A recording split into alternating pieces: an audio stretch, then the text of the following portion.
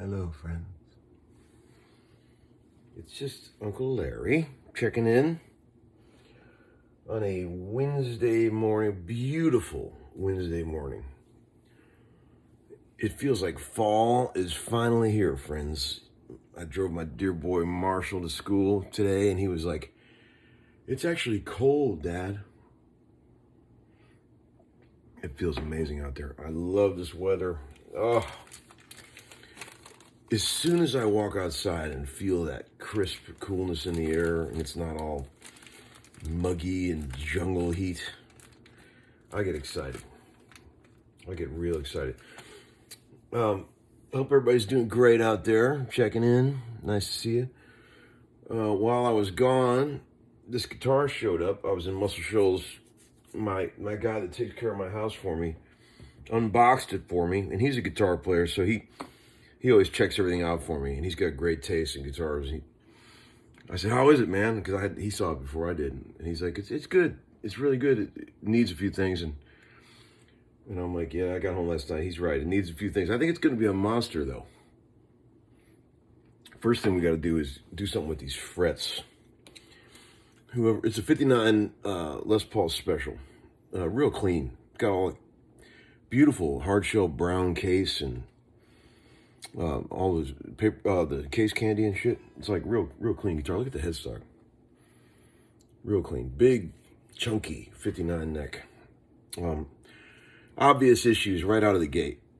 The original bridge is still on it. Bridge pickup's real low. You see that? And somebody tried to jack the pole pieces up, which we know does not work on a P90 guitar. I think this guitar got refretted. I think it might have come from, I'm not sure where it came from. I bought it from Argentina, but whoever did the fret job didn't do a great job. It's all plinky everywhere. And they're way too tall. They're not like jumbo frets, but they're just too tall. I'm going to get those mowed down. It rings pretty good.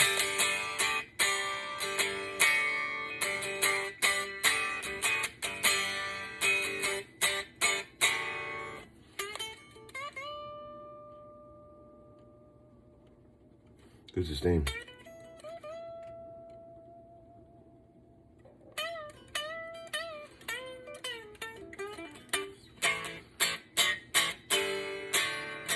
Here's a, just for comparison's sake, here's a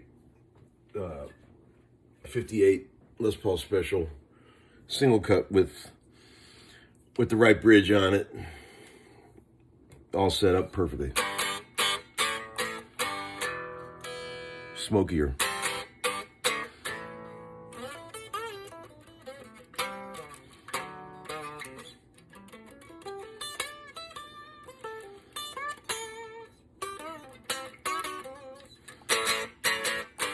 Yeah, this is killer. This is a great guitar.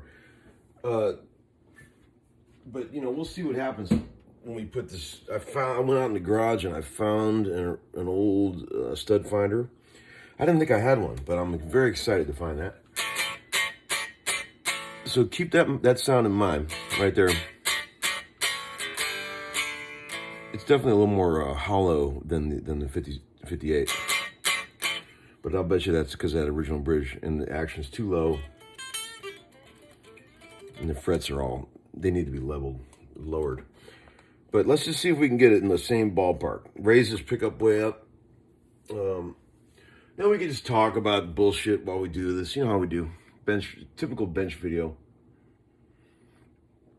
I played that Derek and Domino song for Marshall on the way to school. He's like, "Yeah, that's pretty good, Dad. It's pretty good." I don't think it moved him. But I go, "That's Eric Clapton singing on that, buddy." And he said, "Yeah, I thought it was somebody I knew." But he's man, that boy's getting big. My God, he's about to be 13. He loves the fall weather like I do too. My God, he's loving the School of Rock thing that he's doing. He's really loving. Oh, great! Somebody did the luthier's knot on these. You know how we love that. God, Who does this? Oh, I hate this. I hate this so bad. You know what I found? There's one way you can get this shit off. Cut it short right here, and then you just try to push it through.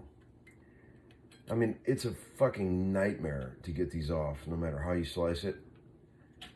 But every once in a while, I can push it through. Probably not on these big bass strings. God, I fucking hate this. Don't ever do this where you notch your strings, people. It ain't no part of nothing.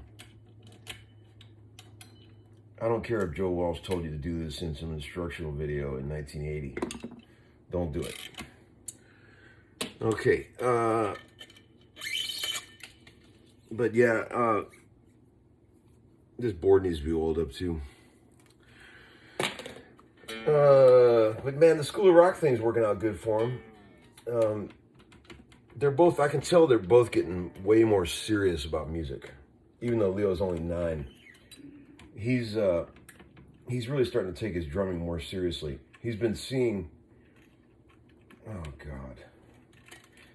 Like, he's been seeing other drummers, like for example, the kid, the amazing drummer that plays in that band, The Cliffs, comes over, Rowan, that band from Indiana that I produce, and he loves Rowan. He loves watching him play, and I could see him. We were in there jamming the other night, and I could see him watching Rowan, and I could, you know how when you could just tell a kid is like really soaking something in. Leo's just watching him. He's like, I want to do that. I could see that look on his face. It's the coolest thing in the world. When you see him turn from a child who doesn't give a fuck to like a teenager who really wants to start studying. It's really cool to witness because it brings back lots of memories about how I used to be. I remember,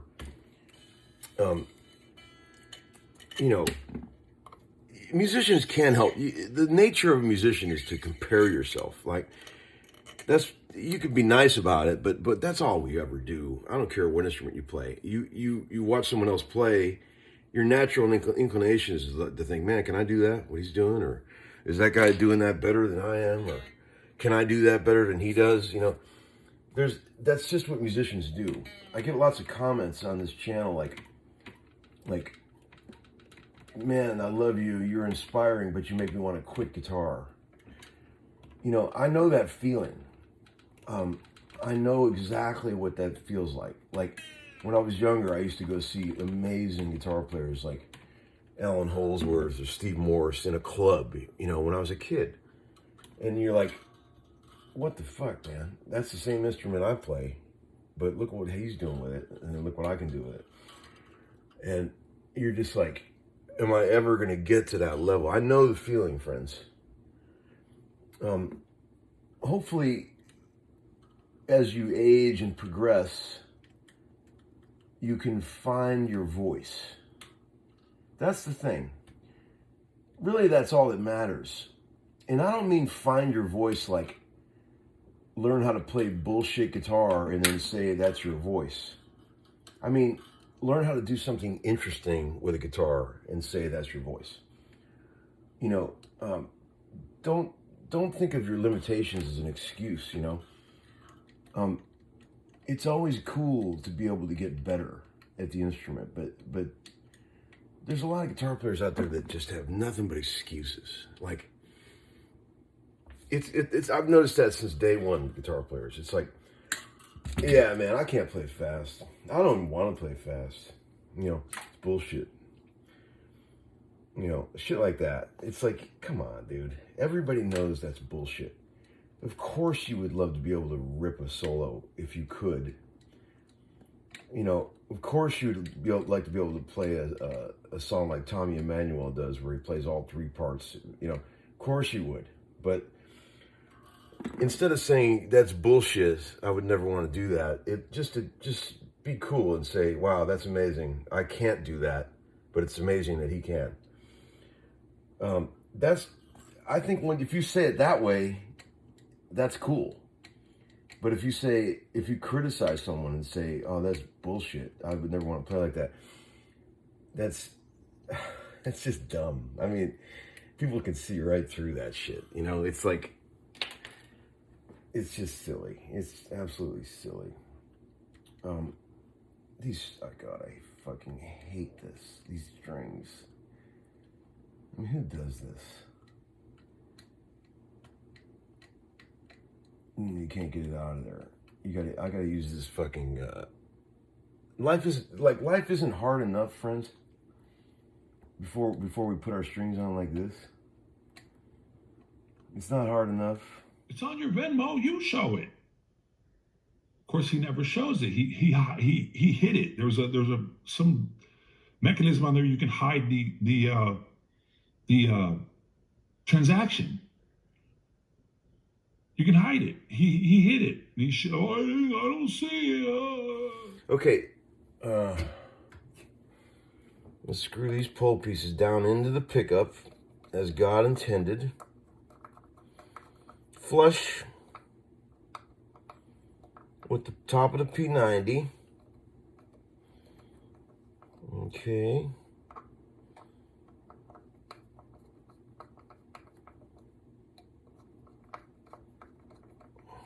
Okay.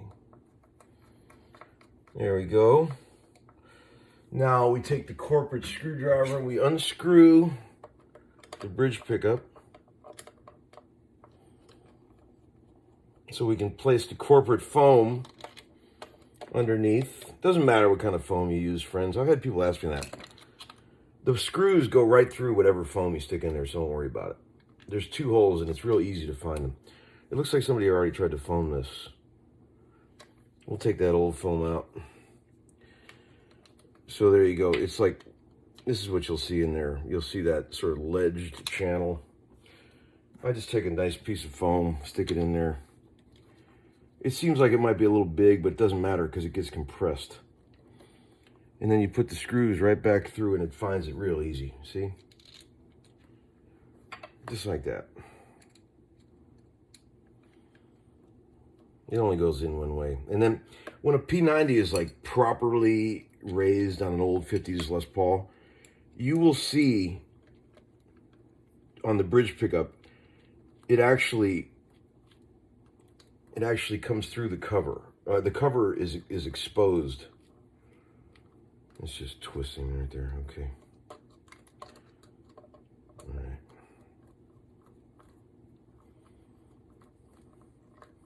There we go. A little more on that one. So you'll see that the cover's barely, like, there'll be a gap. You see that? When you get it high enough to really sound good, the cover won't make it all the way into the wood, is what I'm basically saying. You see, you got me on that? Okay. So let's oil up this board. And then put some strings on it with the new bridge to see what we got. Okay.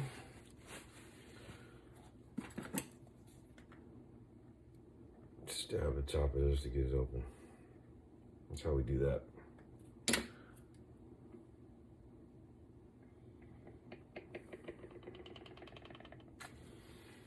Soak a little bit of that action in there, friends. Let it eat.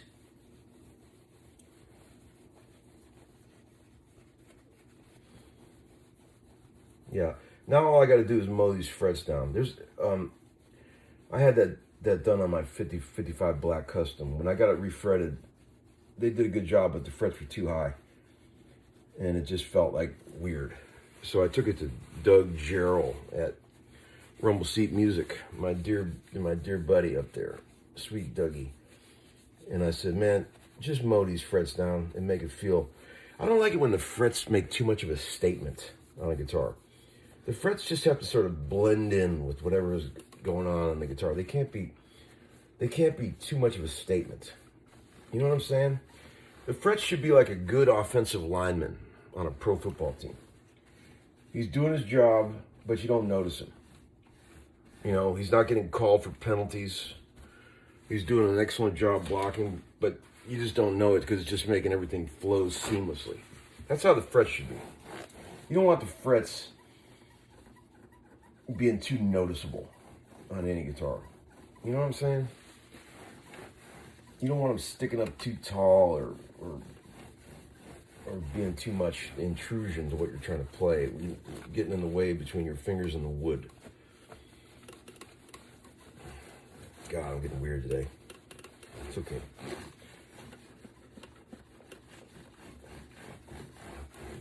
Right? And I got paranoid. I got nervous, and I deleted it.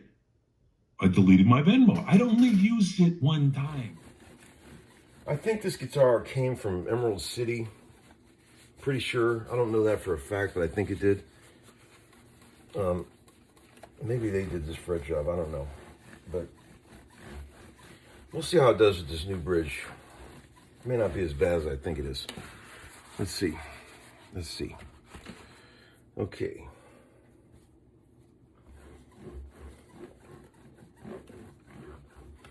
I haven't even plugged this thing in yet. You got to line your tuner holes up so that you can just throw the strings right in there. That's what I do. We've talked about that. I can't get that little piece out. That's driving me nuts. Because you can't get it out.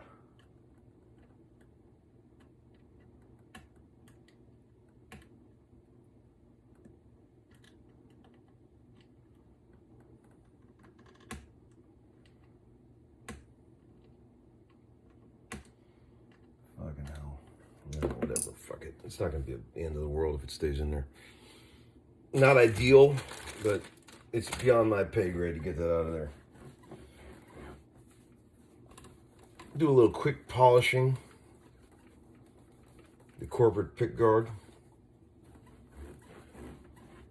It's looking pretty good. All right. This thing's pretty cool. Original knobs, original dark switch tip is awesome. Look at this neck joint. Look at it's got the original brown hard shell case with all the, the original hang tags. This thing's definitely been like a closet queen in its life. The thing about the Les Paul Special double cuts, they're historically known to have problems. Anybody who's been doing this a long time kind of is scared of these guitars, and there's a reason why. The 59 model has the pickup real close to the neck joint, the neck tenon. These got the big desirable necks that everybody wants, the big chunky necks that are like desirable, right? But they also have the pickup too close to the neck. So there's issues in the past with these being wobbly and rubbery where there's not enough wood here to support the joining of the neck to the body. So people have complained over the years that these guitars, see, there you go. I had a feeling that might be the case. They're a little tight on the studs there. I do have another set of studs. Let's see if these work. This might be the end of this video. I might have to get some different studs or a different bridge. I kind of remember this one not fitting on the studs now. Let's see if this, let's see if these studs go in and they work with this bridge. Let's see what we got here. I happen to have a few extras. Do they go in? No. You know what? I think this is a prototype bridge. That's why I have it in that parts drawer. This is like an old prototype that never went into production. Yeah, I think that's what's going on. So I'm gonna have to go to Glazer's today and get a new stud finder. As we've talked about, I wish I had a bunch of those laying around, but I don't. So, all right, bummer. I'll report back with this video when I get this thing together. I'll do that today. We'll get it rocking, and I'll check back and we can do a little shootout between this one and the 58 Special. Kind of a letdown ending, but we don't have the right parts we need. All right, friends. I'll talk to you soon. Peace out. Bye-bye.